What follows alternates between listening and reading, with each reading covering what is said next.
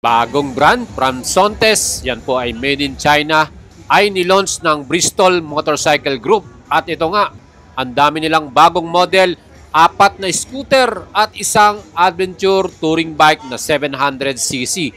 Mga idol, samahan ninyo ako at isa-isayin natin lahat to. Magkano ang presyo at ang specs and features ng bawat isa. And ang isang nagustuhan natin dito yung kanilang bagong adventure touring bike saan 700cc na triple cylinder. Napakaganda ng exhaust sound mga idol. At ang lahat ng bagong model na to ay mabibili mo sa Bristol Motorcycle Philippines. So what's up mga idol? Good day sa inyo. And nandito tayo ngayon sa Makina Expo 2025. At sa likuran natin ang mga bagong model ng Bristol Zontes. Mga scooter nila at syempre yung kanilang bagong adventure touring bike. So mga idol, tignan natin lahat ng mga model na to. Yung mga 400cc nilang scooter at siyempre, alamin natin ang presyo at specs and features. Let's go! Tingnan natin lahat yan. At ang pinaka-astig sa lahat ng model na yan, ang bagong ADV touring bike, Zontes 703F. Meron tong SRP na 518,000 pesos. At siyempre, meron silang special introductory price, 488,000 in cash payment lang yan. Kaya kung gusto nyo yan mga idols, pwede na kayong bumili at mag-order nito. No? Again, ang ating Zontes ay merong 3-cylinder, double overhead camshaft, 12 valves, liquid-cooled, fuel-injected at 6-speed manual transmission na may total displacement na 699cc. At para sa kanyang performance, ang max power nito ay 95.8 HP at maximum torque 70 Newton meters. Aba, meron ditong equipped na sleeper clutch, kaya smooth ang ating handling dito. Mga idols, meron tong napakagandang front suspension, adjustable pa yan. Italian brand ang kanilang ginamit, Marzocchi inverted forks at yan din po ay fully adjustable. Same sa rear suspension, Marzocchi monoshock via swing arm, adjustable din.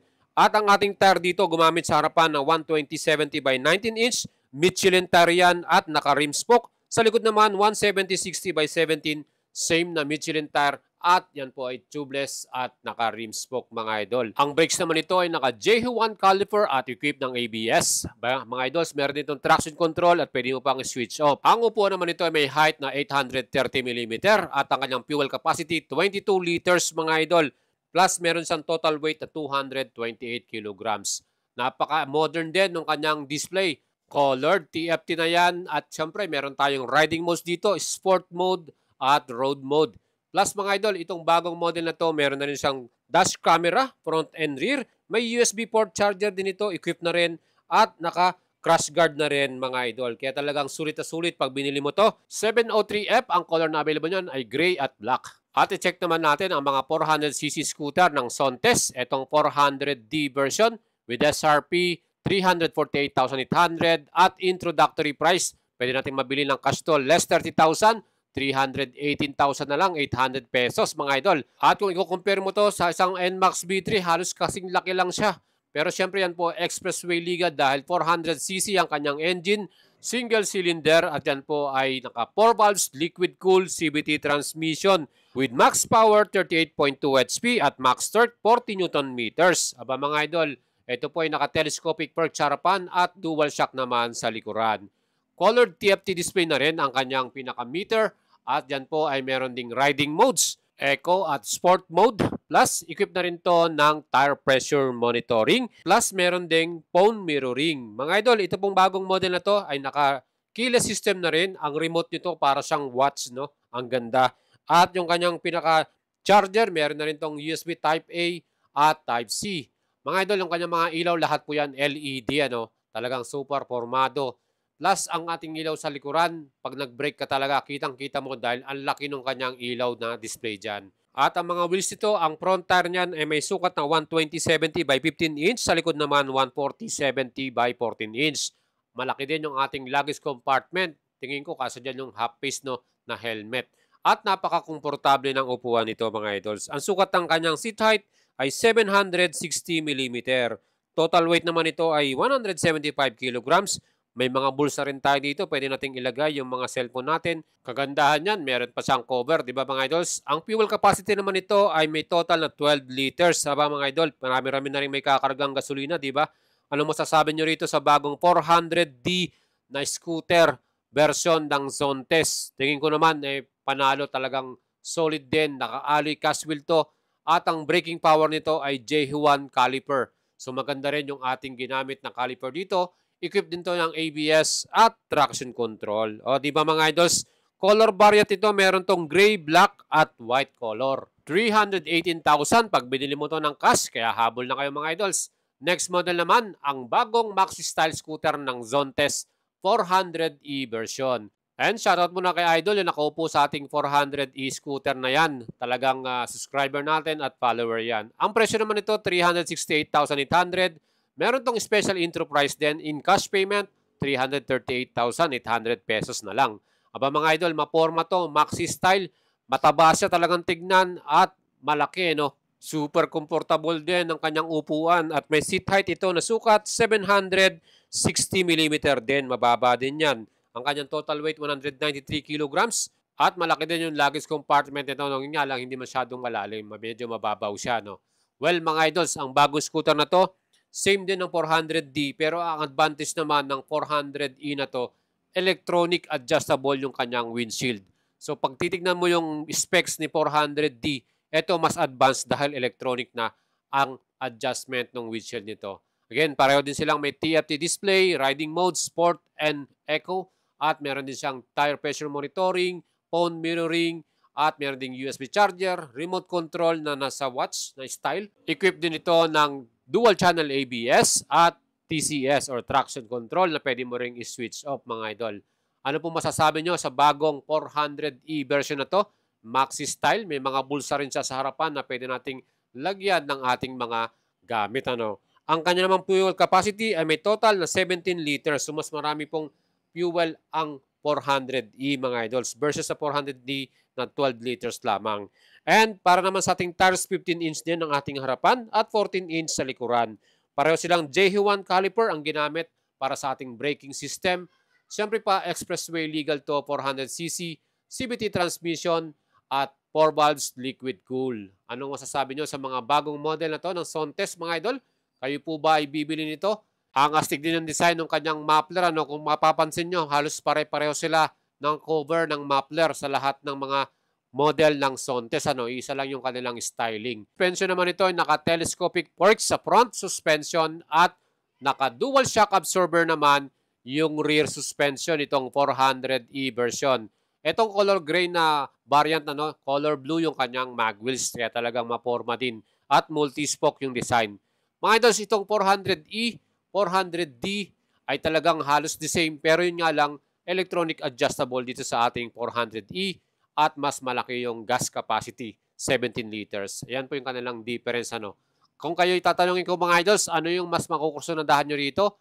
E-version ba or D version? At kung hanap mo naman ay sporty looks, ito naman ang 400M version. Kung titignan mo yung front face nito mga idols, para siyang si Iron Man eh. Talagang futuristic din yung design. SRP nito mas mura, 328,800. At ang kanya namang introductory price special na cash payment, 298,800 pesos. Ito below 300k na no, pag meron tayong intro price. LED lahat ang ilaw nito at syempre napakaliwanag ano. Ang forma din ng kanyang rear tail light design. Ang ganda no, talagang matutulis at syempre very sharp yung design niya no. Colored din yung kanyang pinaka TFT display. Meron din itong tire pressure monitoring. Equipped din ito ng riding modes, Eco and Sport. At meron din siyang USB port charger at nakakiles na rin. Plus may mga bulsa rin ito na may cover na. So pwede nating iwanan yung ating gamit dyan. Hindi na siya mababasa kahit umuulan mga idols. Para naman sa kanyang fuel capacity, ito naman mayroong total na 12 liters. So pareho sila ng 400D mga idol.